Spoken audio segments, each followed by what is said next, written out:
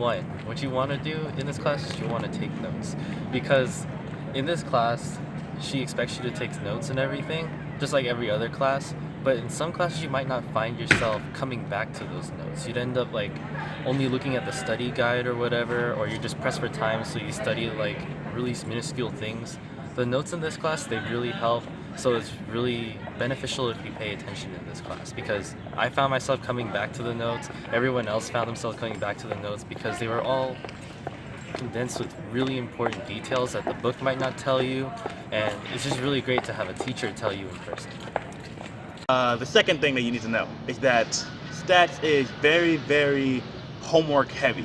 If you do the homework and the classwork together, it really does help when you go back and study, because the notes do help, and so do the formulas and everything, the little formulas that you do have to understand.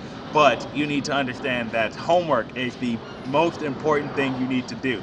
It helps you a lot on everything. The quizzes, everything. It helps. Okay, number 3, determination to learn content and less formulas. Because although a lot of math classes may have formulas and stuff, this one is not as formula heavy as you would see in like algebra 2 or trigonometry. AP statistics specifically, there's a lot of content you have to know. There's a lot of concepts like what is a z-score, what is a standard deviation. It's really more in-depth with the concepts than it is with formulas. Granted, there are formulas, but most of them are already given to you on the formula sheet for the AP sheet that they give to you on the exam, and well, they just come as second nature.